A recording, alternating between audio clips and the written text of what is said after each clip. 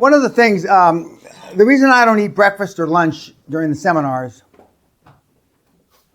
is when you eat, kids, contrary to all that energy bullshit and you need energy, the blood goes to your stomach instead of your brain. The most high-powered professional speakers don't eat before they're going to have a gig because the blood goes to the stomach instead of their brain. So that's why I don't eat during the seminar. And that's why I normally lose 4 or 5 pounds during the seminar, as much as food as there is around, because I could eat both of those quiches by myself that are in there, both of them, easy, and swill down 2 bottles of wine at the same time, and not even bat an eyeball. I mean, nothing. Now, somebody was going to ask, I said I was going to explain something in the seminar. Why do we eat in the pavilion? Oh, tonight is curry night in the pavilion. We used to send you out 2 nights during the week, so you wouldn't bond, so the staff would have rest away from you. But you didn't want to go out. You wanted to stay, and you'd come wandering in the kitchen and ask Sally, "Is there anything to eat?" And so we changed,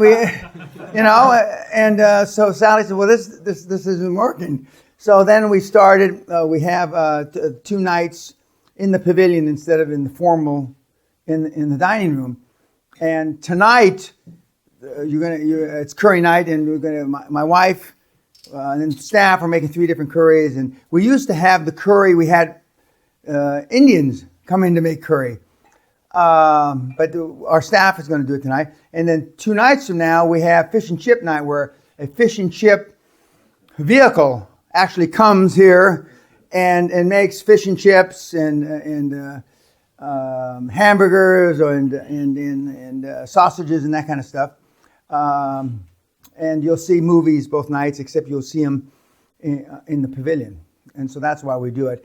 So it doesn't. As it turned out, we don't get such a break from you guys, the staff, except they're not having to clean up after you in the formal dining room. They're just cleaning up after you in the dining room in the pub. But for those of you that are on YouTube, and maybe you should take a picture of the pub to put it on YouTube. We have a regular pub that's situated juxta to the pavilion here. It's actually behind. Back there about 30 meters that we use for the kids to eat breakfast and lunch in these 2 special dinners. So to answer that question, that's why we do it. And okay, there was another question somebody asked me. I said I wanted to explain. Yeah, corporations. How do I get this truth? Yeah. Arthur asked, okay, when a company's not public, and if a company's not in the UK, they have Companies House.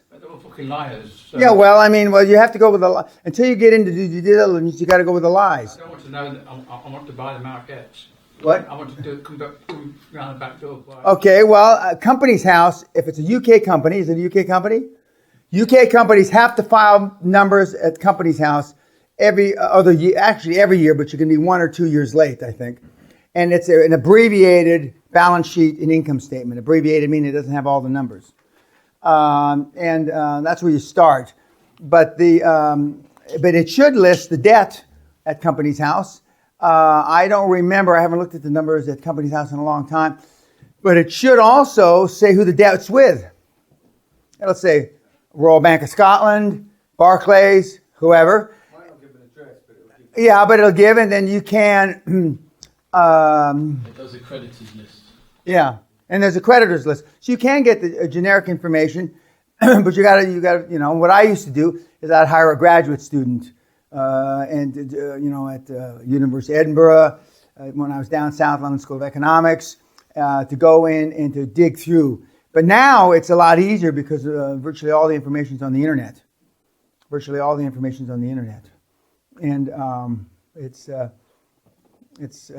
much easier. Now just imagine in the old days when you were using shoe leather to go around and get this information from libraries, etc. And it was much harder. But now it's not easy, but it is easier.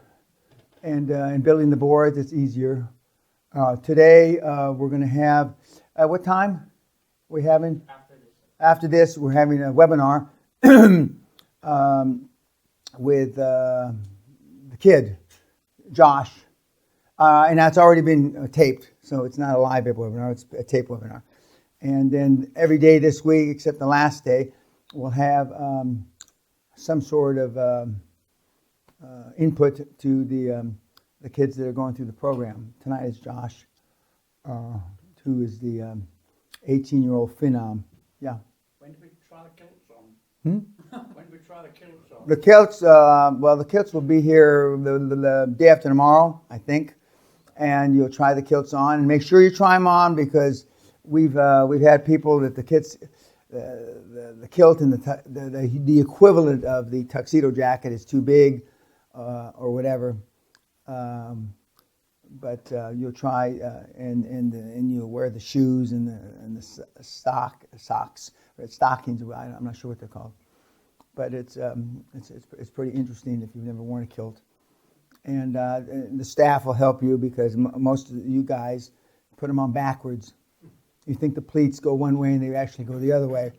So, but the kids here and the staff are they're very used to helping you put your kilt on. And for graduation night, any other questions? I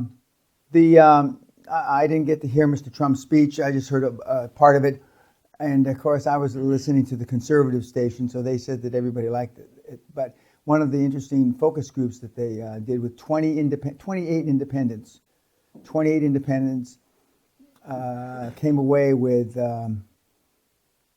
thinking that Hillary's a thief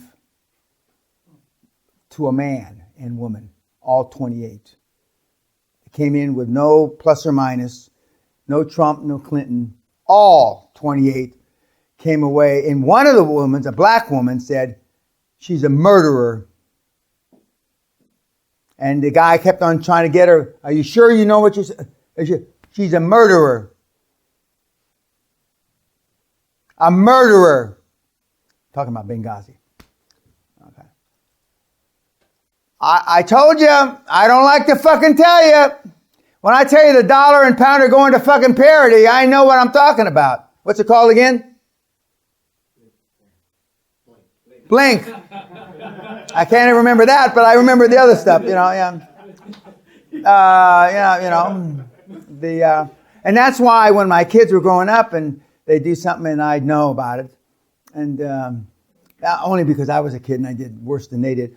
They said, how did you know, Dad? And just like all of you are going to email me, you were right, Mr. Peña. He took my money and ran. And that's sad when that happens. But it does happen.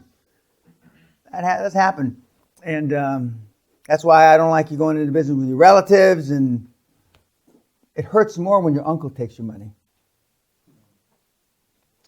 It hurts more. And it even hurts more when your son or daughter takes your money. I'm told. It hasn't happened to me, but I'm told, especially for you guys that think you're proper fathers. Then it's like a knife in the chest. And then they turn it. And then in 7, 8, 9 years, and when your daughter tells you to piss off, old man, fat old man. Fuck. All these years I put into these fucking kids. God damn. But that's what makes this fun, according to Sally. Okay.